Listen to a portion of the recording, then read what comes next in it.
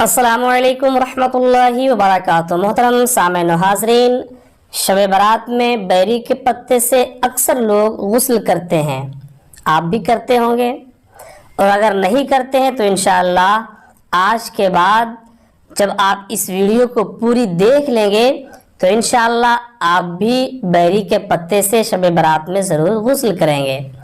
تو آخر شب برات میں بیری کے پتے سے غسل کیوں کیا جاتا ہے، اس کے فائدے کیا ہیں، اور یہ کہاں سے ثابت ہے، اور کس طرح سے غسل کرنا چاہیے، بیری کے کتنے پتے لینے چاہیے، کہاں سے لینے چاہیے، آج میں پوری بات اس ویڈیو میں آپ کو میں بتاؤں گا۔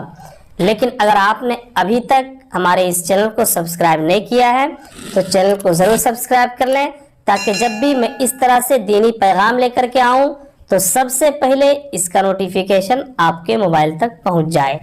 محترم سامعین و حاضرین، شعبان المعظم کی 14ویں تاریخ کا دن گزارنے کے بعد جو رات 15ویں شب آتی ہے، اس رات میں بعد مغرب اکثر حضرات جو ہے وہ بیری کے پتے سے غسل کرتے ہوئے آپ کو نظر آ جائیں گے۔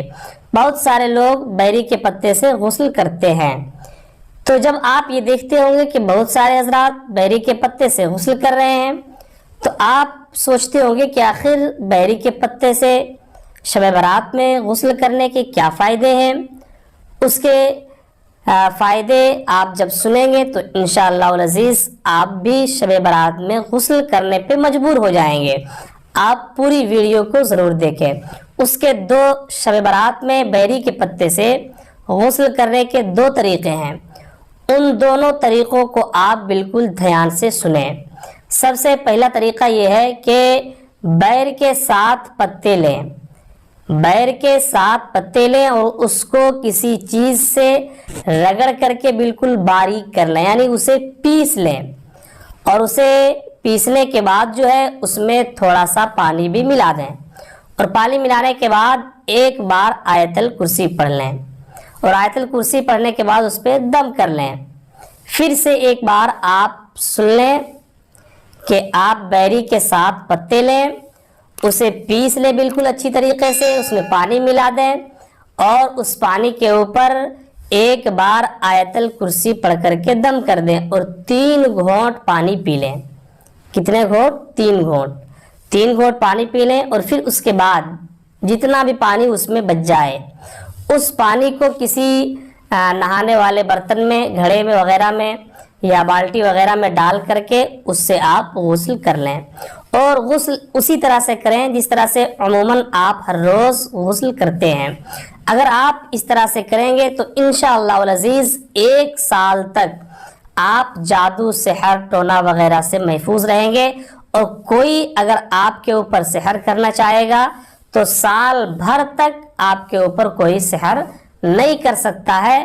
اور میاں بیوی کے درمیان جو تلخیاں رہتی ہے، شوہر اور بیوی کے درمیان جو آپسی تنازع رہتا ہے، جھگڑے لڑائی وغیرہ رہتی ہے، وہ بھی انشاءاللہ العزیز ختم ہو جائے گی اور محبتانہ زندگی گزرے گی۔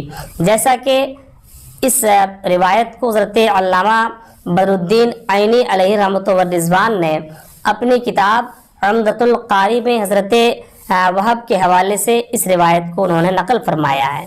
اور دوسرا طریقہ، پہلا طریقہ آپ سمجھ گئے، اب دوسرا طریقہ سن لیں۔ دوسرا طریقہ یہ ہے کہ بیر کے 7 پتے لیں اور اس پتے کو پانی میں ڈال کر جوش دیں، یعنی بیر کے 7 پتے کو پانی میں ڈال دیں اور اس پانی کو کھولا دیں، گرم کر دیں۔ پھر اس پانی سے جب وہ پانی ٹھنڈا ہو جائے تو آپ اس پانی سے غسل کر لیں۔ اور بیری کے پتے سے شب برات میں غسل کرنا یہ ہمارے بزرگوں سے ثابت ہے، یعنی ہمارے بزرگان دین بھی جو ہے شب برات کے موقع پہ بیری کے پتے سے غسل کیا کرتے تھے، جیسا کہ خود حضور اعلیٰ حضرت علیہ رحمۃ والرضوان یہ بھی بیری کے پتے سے شب برات میں غسل کیا کرتے تھے۔ حضور مفتی اعظم ہند علیہ رحمۃ والرضوان یہ بھی شب برات میں بیری کے پتے سے غسل کیا کرتے تھے، اور انشاءاللہ جو اس طرح سے کرے گا وہ سال بھر تک سحر وغیرہ، جادو وغیرہ، ٹونا وغیرہ سے وہ محفوظ رہے گا، اس پر کوئی سحر جادو نہیں کر سکتا ہے۔ لیکن اس حوالے سے चंद ज़रूरी हिदायत और चंद ज़रूरी बातें आपको ध्यान में रखनी है ना। इन चंद बातों को जो है बिल्कुल आप अच्छी तरीके से सुन लें। यह है कि शब बारात में बैरी के पत्ते से गुस्ल करना कोई फ़र्ज़ या वाजिब नहीं है, बल्कि शब बारात में बैरी के पत्ते से गुस्ल करना ये एक मुस्तहब और अच्छा अमल है, करना चाहिए। लेकिन बहुत सारे लोग ऐसे भी मिलेंगे आपको जो लोग बैरी के पत्ते से गुस्ल नहीं करते हैं। तो अगर आप ये जान लें कि फ़लाँ आदमी ने बैरी के पत्ते से गुस्ल नहीं किया है, तो हमें और आपको ये हक़ नहीं है कि हम किसी को बुरा कहें या उसे मजबूर करें, बल्कि ये एक मुस्तहब अमल है। जो करेगा वो फ़ायदा देखेगा, जो करेगा उसे जो है वो इस अमल की बरकत से फ़ायदा पहुँचेगा, जो नहीं करेगा उसे फ़ायदा नहीं पहुँचेगा। लेकिन ये फ़र्ज़ और वाजिब नहीं है। और दूसरी बात ये कि इस नीयत से गुस्ल करें कि अल्लाह रब्बुल इज़्ज़त इस अमल की बरकत से, यानी बैरी के पत्ते के गुस्ल की बरकत से अल्लाह साल भर तक हमें जादू सहर से महफूज रखेगा और अल्लाह रब्बुल इज़्ज़त हमें हमारी हिफाजत फरमाएगा। आप इस नीयत से गुस्ल करें। और कब गुस्ल करें, तो इस ताल्लुक़ से मैं आपको बताऊं कि 14 शाबानुल मुअज़्ज़म, जैसा कि मैंने अभी पहले भी बताया, 14 शाबानुल मुअज़्ज़म का दिन गुजार कर मगरिब के बाद से क़ब्ले फ़जर, यानी मगरिब और फ़जर के दरमियान, 15वीं शब में मगरिब और फ़जर के दरमियान जब चाहें आप गुस्ल कर सकते हैं बैरी के पत्ते से। इंशाअल्लाह अज़ीज़ आपको इसका फ़ायदा मिलेगा। और बहुत सारे लोग ऐसे भी आपको मिलेंगे, जो तीसरी सबसे आखिरी बात है मेरी, वो आप मुलाहिज़ा फरमा लें कि बहुत सारे ऐसे लोग भी आपको मिलेंगे कि ये जान लेते हैं कि बैरी के पत्ते से हमें गुस्ल करना है, तो दरख्त किसी का भी उजाते हैं, बैरी का पत्ता तोड़ कर ले आते हैं बगैर इजाज़त। याद रखें, बगैर इजाज़त तोड़ करके आप जब बैर के पत्ते को लाएंगे तो फ़ायदा होने के बजाय नुकसान हो सकता है। इसलिए जब भी आप किसी के बैरी के पत्ते को तोड़ करके लाएं तो फिर आप जो है उसे इजाज़त ले लें या उससे ख़रीद लें।